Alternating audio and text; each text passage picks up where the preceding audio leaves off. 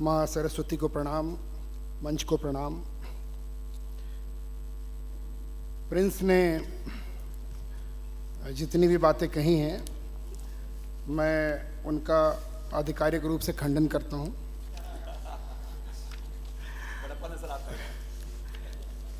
Packaging का, marketing का ज़माना है। अच्छा पैकेट हो तो उम्मीद रहती है कि अंदर प्रोडक्ट भी अच्छा होगा, लेकिन जब आप ख़रीद करके ऑर्डर करते हैं जो घर पे आता है तो काफ़ी निराशा होती है। कोशिश करूँगा कि आपकी निराशा थोड़ी कम हो। प्रायोजकों में नाम आपने देखा कोंकण रेलवे का। अब आपको कारण पता लग गया होगा कि मुझे पढ़ने को क्यों मिला।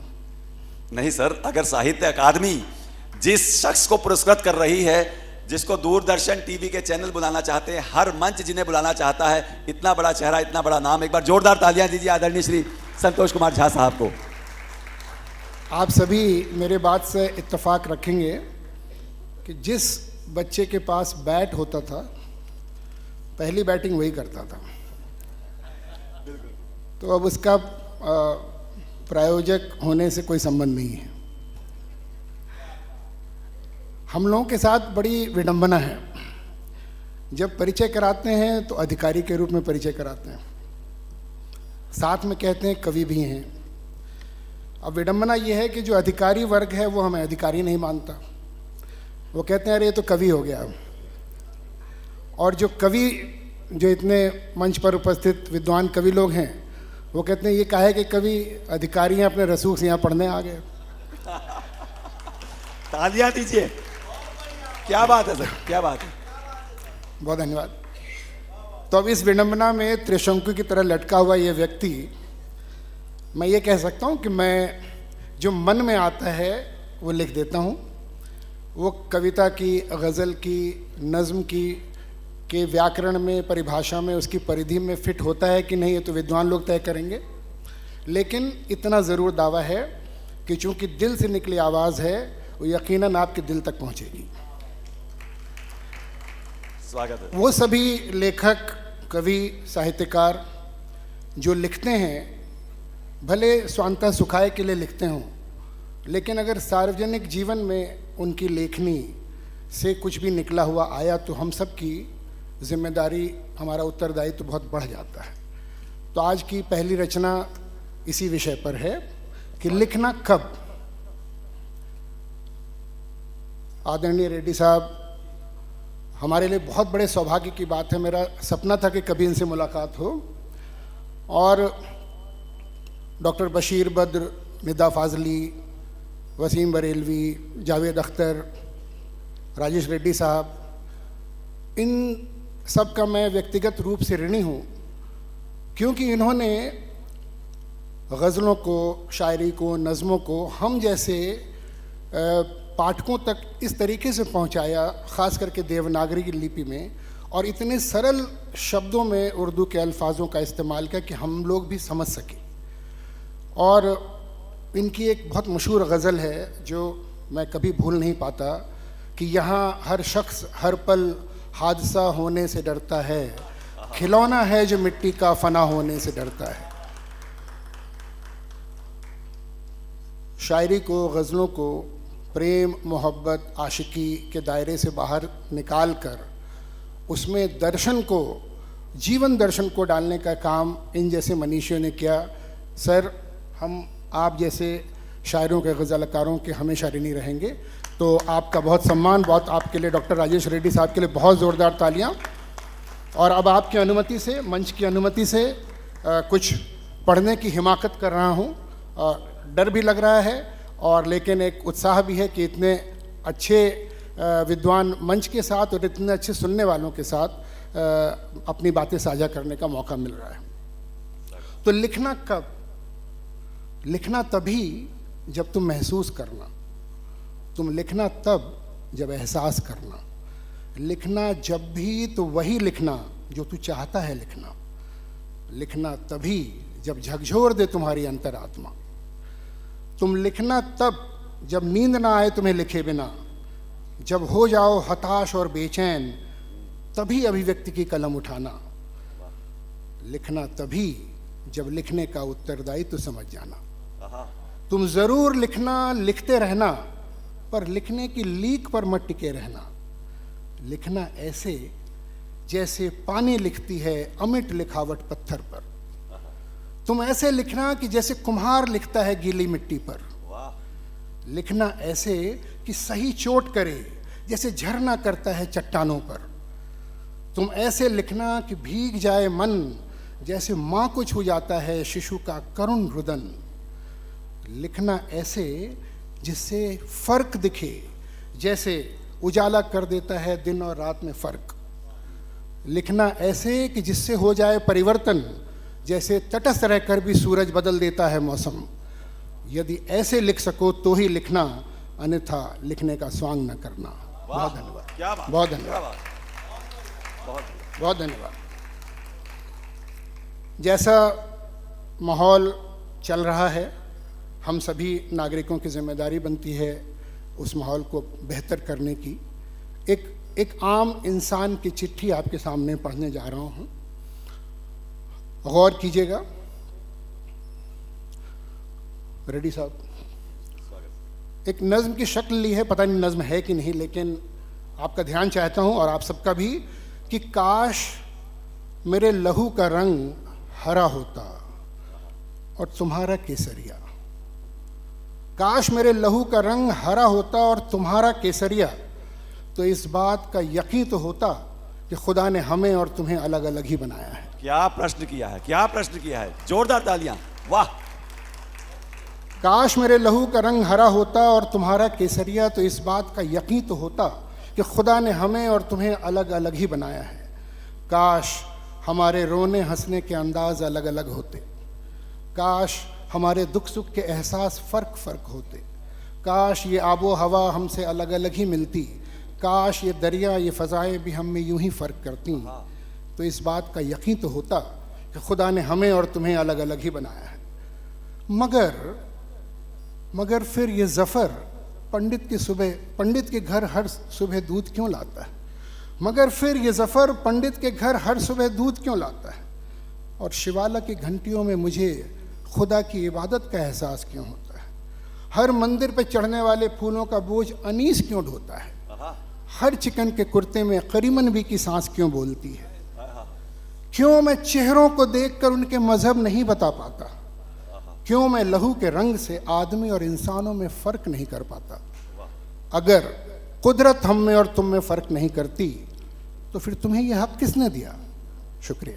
क्या बात है, तुम्हें यह हक किसने दिया? ये प्रश्न है मानवता के सामने जो पूछ रहे हैं संतोष कुमार झा साहब। बहुत बढ़िया सर, बहुत बढ़िया, बहुत शुक्रिया।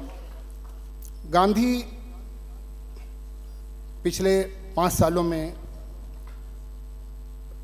जितने अब्यूज़ किए गए हैं सोशल मीडिया पर, मुझे बहुत चिंता होती है। एक छंद मुक्त रचना है,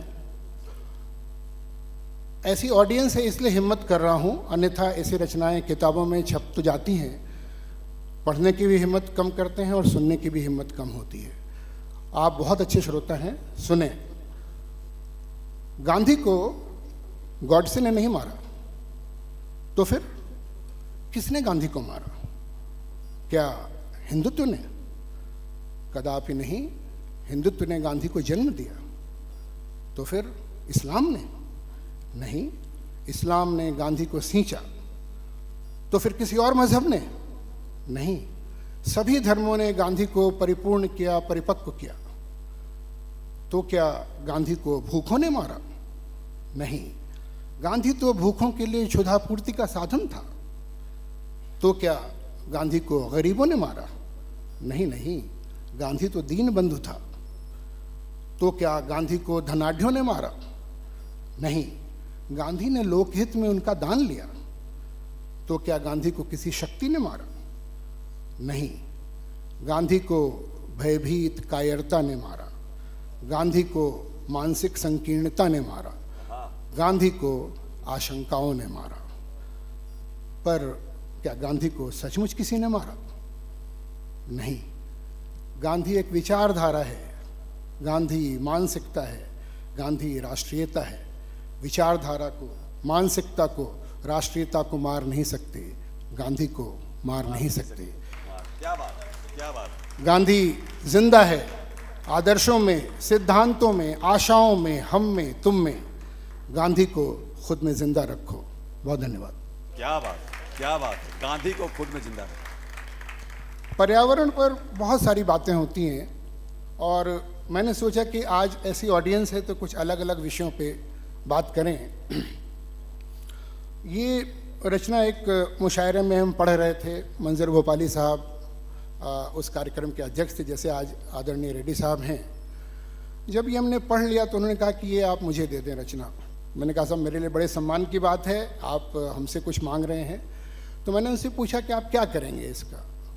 उन्होंने कहा कि पर्यावरण पर मैं तमाम देश के तमाम लोग जो लिख रहे हैं उनका एक संकलन पब्लिश करने जा रहा हूँ और आप ये दें।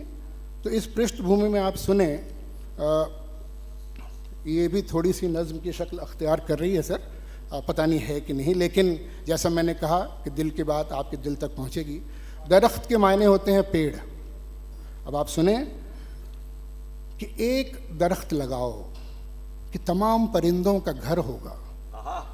वाह वाह। एक दरख्त लगाओ कि तमाम परिंदों का घर होगा, कड़ी धूप में राहगीरों का बसर होगा। एक दरख्त लगाओ कि बारिश आएगी, तपती ज़मीन को राहत आबादी लहलहाएगी। एक दरख्त लगाओ कि फूल खिलेंगे, फल भी आएंगे, बच्चे खेलेंगे, गुलशन भी महक जाएंगे। एक दरख्त लगाओ कि थके मांदों को छाँव मिल जाए, बस्तियां बसें, शहरों को गांव मिल जाए। एक दरख्त लगाओ कि धुएं को कौन पिएगा, नीलकंठ बन तुम्हारे लिए कौन जिएगा। एक दरख्त लगाओ कि मोहब्बत गुनगुनाएगी, मोर नाचेंगे, भंवरे गाएंगे, राधा मुस्कुराएगी। एक दरख्त लगाओ कि कोयल कूकेगी, पपीहे गीत गाएंगे, गोपियां नाचेंगी, कान्हा बांसुरी बजाएंगे। एक दरख्त लगाओ कि कुदरत का कहर न हो, सूखा पड़े न बाढ़ आए, आंधियों का डर न हो। एक दरख्त लगाओ कि देर न हो जाए, आग की बारिश हो, हिमालय ही पिघल जाए।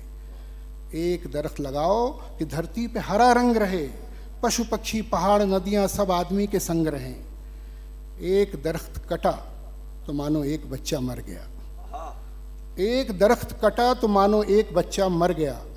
एक दरख्त जिया तो समझो कई पीढ़ियां जी गईं।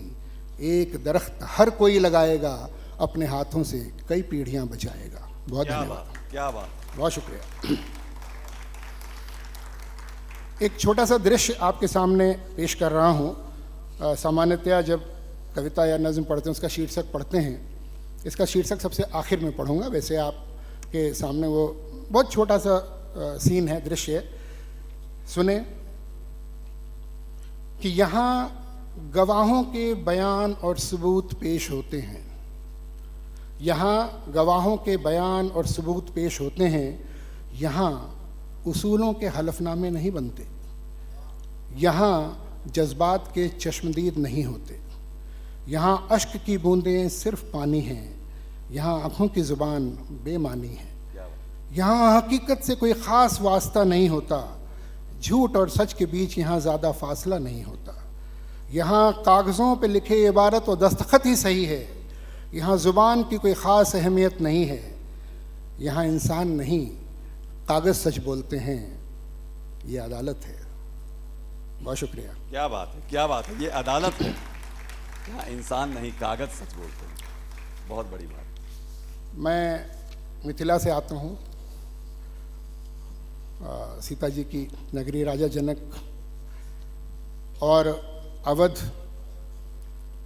राम जी तो सीता जी के ससुराल है। तो सीता जी के मायके से होने के कारण राम जी को उलाहना देने का हमारा जन्मसिद्ध अधिकार है। बिल्कुल। तो एक ऐसी ही उलाहना है, आप सुने।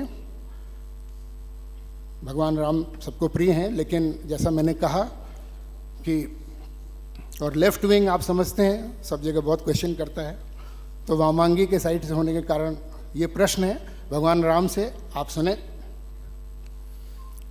कि तुम तो मर्यादा पुरुषोत्तम हो। तुमने सरेआम सीता की अग्नि परीक्षा लेकर क्या सीता की मर्यादा पर प्रश्न चिन्ह नहीं उठाया? तुम क्या साबित करना चाहते थे? क्या जनता की आंखों के प्रश्न भरे वाणों से बचना चाहते थे, या फिर कहीं ना कहीं स्वयं को भी आश्वस्त करना चाहते थे?